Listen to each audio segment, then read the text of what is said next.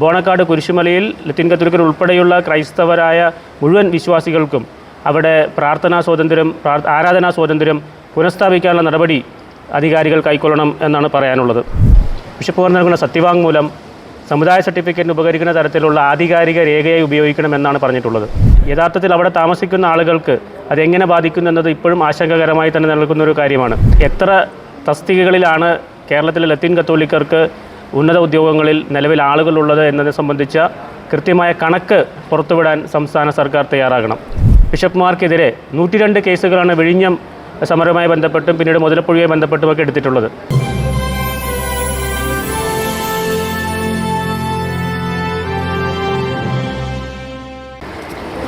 അമ്പത്തിരണ്ടാമത് സംസ്ഥാന general council ഇന്ന് കേരളത്തിലെ ലത്തീൻ കത്തോലിക്ക സമൂഹം നേരിടുന്ന വിവിധ വിഷയങ്ങളെപ്പറ്റി വിശദമായി ചർച്ച ചെയ്തു.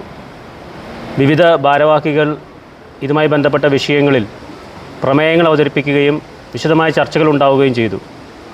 കേരളത്തിൽ സമുദായ സർട്ടിഫിക്കറ്റ് എന്ന വിഷയത്തിൽ വളരെയധികം ബുദ്ധിമുട്ടനുഭവിക്കുന്ന ഒരു വിഭാഗമാണ് ലത്തീൻ കത്തോലിക്കർ.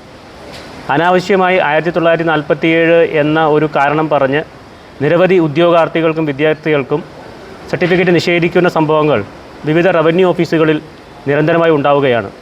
ഈ വിഷയം ഈ സമ്മേളനം വളരെ വിശദമായി ചർച്ച ചെയ്തു. ജസ്റ്റിസ് JB കോശി കമ്മീഷൻ ശുപാർശകളിൽ വളരെ പ്രധാനപ്പെട്ട ഒന്ന്, ഇത്തരം സാഹചര്യങ്ങൾ മേലിൽ ഒഴിവാക്കാൻ ബിഷപ്പുമാർ നൽകുന്ന സത്യവാങ്മൂലം സമുദായ സർട്ടിഫിക്കറ്റിന് ഉപകരിക്കുന്ന തരത്തിലുള്ള ആധികാരിക രേഖയായി ഉപയോഗിക്കണമെന്നാണ് പറഞ്ഞിട്ടുള്ളത്. ഈ സമ്മേളനം ആവശ്യപ്പെടുന്നത് ജസ്റ്റിസ് JB കോശി കമ്മീഷൻ റിപ്പോർട്ടിലെ 284 ശുപാർശകളിൽ ലത്തീൻ കത്തോലിക്കരുമായി നേരിട്ട് ബന്ധപ്പെടുന്ന മുഴുവൻ ശുപാർശകളും അല്ലാത്തതും എല്ലാ ശുപാർശകളും അത് ഏത് വിഭാഗവുമായിട്ടാണോ ബന്ധമായിട്ട് വരുന്നത് അവരുമായി ചർച്ച ചെയ്ത് സമയബന്ധിതമായി നടപ്പിലാക്കാൻ സംസ്ഥാന സർക്കാർ തയ്യാറാകണം. ഇനിയും സർട്ടിഫിക്കറ്റുകൾ നിഷേധിക്കുന്ന സാഹചര്യങ്ങൾ ഉണ്ടായാൽ അത്തരം റവന്യൂ ഓഫീസുകൾക്ക് മുന്നിൽ സമരപ്രഖ്യാപനം നടത്തി അവിടെ പൊതു പ്രതിഷേധ പരിപാടികൾ സംഘടിപ്പിക്കാൻ ഈ ജനറൽ കൗൺസിൽ തീരുമാനിച്ചു.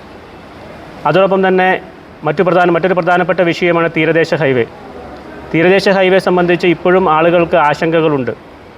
ഏതാണ്ട് 4.5 അടി ഉയരത്തിൽ കടന്നുപോകുന്ന തീരദേശ ഹൈവേ ഇരുവശങ്ങളിലും റെയിലുകൾ വരികയും സൈക്കിൾ ട്രാക്കുകൾ വരികയും ചെയ്യുന്ന സാഹചര്യത്തിൽ പ്രദേശവാസികൾക്ക് ഏത് രീതിയിലുള്ള ഒരു സാഹചര്യം അവിടെ ഉണ്ടാക്കും എന്നത് ഞങ്ങൾ ആശങ്കപ്പെടുകയാണ്.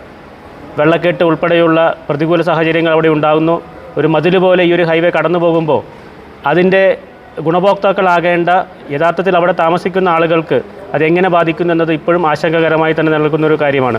അതുകൊണ്ട് പദ്ധതിയുടെ വിശദമായ പദ്ധതിരേഖ DPR അടിയന്തരമായി പുറത്തുവിടണം. ഈ പ്രദേശവാസികളുടെ ഈ ആശങ്ക പരിഹരിക്കുന്ന തരത്തിൽ അതിൻ്റെ സാമൂഹിക ആഘാത പഠനം നടക്കുന്നിടത്തൊക്കെ അതിനനുബന്ധമായ വിശദമായ പഠനങ്ങളും റിപ്പോർട്ടുകളും ഉണ്ടാകണമെന്ന് ആവശ്യപ്പെടുകയാണ്. മറ്റൊരു പ്രധാനപ്പെട്ട വിഷയം, ഇവിടെ ജാതി സെൻസസ് സംബന്ധിച്ച് സാമൂഹിക സാമ്പത്തിക സർവേ നടത്തി ജാതി സെൻസസ് നടത്തി എത്ര തസ്തികകളിലാണ് കേരളത്തിലെ ലത്തീൻ കത്തോലിക്കർക്ക് ഉന്നത ഉദ്യോഗങ്ങളിൽ നിലവിൽ ആളുകളുള്ളത് എന്നതിനെ സംബന്ധിച്ച കൃത്യമായ കണക്ക് പുറത്തുവിടാൻ സംസ്ഥാന സർക്കാർ തയ്യാറാകണം. മറ്റൊരു പ്രധാനപ്പെട്ട വിഷയം ഇവിടെ വിഴിഞ്ഞം മുതലപ്പൊഴി കേസുകളുമായി ബന്ധപ്പെടുത്തിയാണ്. കലാപ ആഹ്വാനത്തിന് കേസെടുക്കുക എന്നത് നിലവിലുള്ള സംസ്ഥാന സർക്കാരിൻ്റെ ഒരു ഫാഷനായി മാറിയിരിക്കുകയാണ്.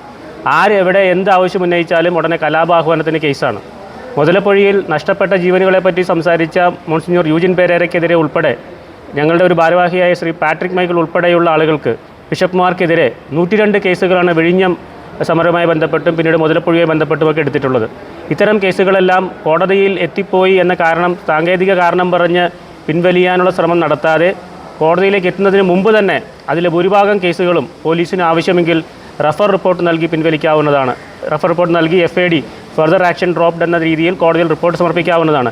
അത്തരം കാര്യങ്ങൾ ചെയ്യാൻ സർക്കാർ തയ്യാറാകണം. അതിന് പകരം കോടതിയിൽ എത്തിപ്പോയി ഇനി കോടതിയിൽ അനുവാദം വേണമെന്നൊക്കെ പറയുന്ന സാങ്കേതിക ന്യായങ്ങൾക്ക് മുതിരരുത് എന്നാണ് ഞങ്ങൾക്ക് പറയാനുള്ളത്.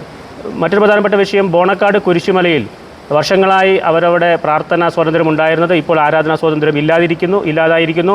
ബോണക്കാട് കുരിശുമലയിൽ ലത്തീൻ കത്തോലിക്കർ ഉൾപ്പെടെയുള്ള ക്രൈസ്തവരായ മുഴുവൻ വിശ്വാസികൾക്കും അവിടെ ആരാധനാ സ്വാതന്ത്ര്യം പുനഃസ്ഥാപിക്കാനുള്ള നടപടി അധികാരികൾ കൈക്കൊള്ളണം എന്നാണ് പറയാനുള്ളത്. ചെല്ലാനം മുതൽ ഫോർട്ട് കൊച്ചി വരെയുള്ള സുരക്ഷ സംബന്ധിച്ചിട്ടുള്ള പുലിമുട്ട് ഉൾപ്പെടെയുള്ള കടൽഭിത്തി ഉൾപ്പെടെയുള്ള കാര്യങ്ങൾ ഇപ്പോഴും മന്ദഗതിയിലാണ് നടന്നു പോകുന്നത്. മുഴുവൻ പ്രദേശത്തും ചെല്ലാനം മുതൽ ഫോർട്ട് കൊച്ചി വരെ മുഴുവൻ പ്രദേശത്തും പുലിമുട്ട് ഉൾപ്പെടെയുള്ള തീര സംരക്ഷണ നടപടികൾ സമയബന്ധിതമായി ഒരുക്കാൻ സംസ്ഥാന സർക്കാർ തയ്യാറാകണം.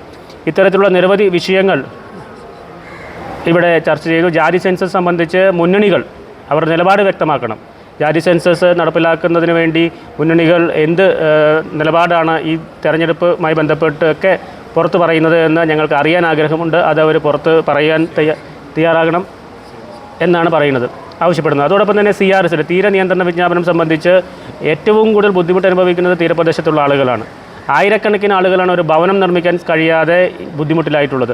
അവർക്ക് വേണ്ടി 2019 വന്ന CRZൻ്റെ CZMP coastal zone management plan ഇപ്പോഴും പുറത്തിറങ്ങിയിട്ടില്ല. അടിയന്തരമായി അത് പുറത്തിറക്കാൻ സംസ്ഥാന സർക്കാർ KCCMയുടെ ആവശ്യപ്പെടണം. ഒപ്പം തന്നെ മുമ്പേ ഉള്ള വിജ്ഞാപനത്തിൻ്റെ 2011 വിജ്ഞാപനത്തിൽ വരുത്തിയിട്ടുള്ള ഭേദഗതികൾ അതിൻ്റെ ഗുണം പോലും ഇപ്പോഴും ആളുകൾക്ക് ലഭിക്കുന്നില്ല. സ്ലൂയിസ് ബണ്ട് ഗേറ്റ് ഉൾപ്പെടെയുള്ള പൊക്കാളിപ്പാടങ്ങൾ ഉൾപ്പെടെയുള്ള ഭേദഗതികൾ, അതിൻ്റെ ആനുകൂല്യങ്ങൾ, ദ്വീപുകളുടെ ആനുകൂല്യങ്ങൾ, ഇതൊക്കെ ജനത്തിന് നൽകാൻ സംസ്ഥാന സർക്കാർ തയ്യാറാകണം. ഇതുപോലുള്ള നിരവധി വിഷയങ്ങളാണ് ഞങ്ങളിന്ന് ചർച്ച ചെയ്തത്. ഈ വിഷയങ്ങളുടെ അടിസ്ഥാനത്തിൽ അടിയന്തരമായി തീരുമാനമെടുത്തിട്ടുള്ളത് justice JB Koshy commission report നടപ്പിലാക്കണമെന്ന് ആവശ്യപ്പെട്ടുകൊണ്ട് കേരളത്തിലെമ്പാടും 1000 യോഗങ്ങൾ, 1000 സമ്മേളനങ്ങൾ, 1000 കൺവെൻഷനുകൾ വിളിക്കാൻ KLCയെ തീരുമാനിച്ചിരിക്കുകയാണ്. KLCയുടെ എല്ലാ യൂണിറ്റുകളിലും, എല്ലാ ഇടവകകളിലും ഇതര സംവിധാനങ്ങളെയും സംഘടനകളെയൊക്കെ കൂട്ടിച്ചേർത്ത് 1000 സമ്മേളനങ്ങൾ ഇനി വരുന്ന മാസങ്ങളിൽ സംഘടിപ്പിക്കും. അതിനെ തുടർന്ന് സംസ്ഥാന തലത്തിൽ തിരുവനന്തപുരത്ത് ഒരു കൺവെൻഷൻ നടത്തുന്ന കാര്യവും ഇന്ന് സമ്മേളനം ചർച്ച ചെയ്തു. ഇത്തരത്തിലുള്ള നടപടികളുമായിട്ടാണ് ഈ സമ്മേളനം വിവിധ വിഷയങ്ങളെപ്പറ്റി പഠനം നടത്തിയതും ചർച്ച ചെയ്തതും. ഇതെല്ലാം സംസ്ഥാന ഭാരവാഹികളാണ്, വിവിധ വിഷയങ്ങൾ അവതരിപ്പിച്ച ആളുകളാണ്. ഈ വിഷയവുമായി ബന്ധപ്പെടുത്തി KLCയെ എന്നും ലത്തീൻ സമൂഹത്തിന് വേണ്ടി സമരസജ്ജരായി മുൻപന്തിയിൽ തന്നെ ഉണ്ടാകണം എന്നാണ് ഇന്നത്തെ കൗൺസിലിൻ്റെ തീരുമാനം.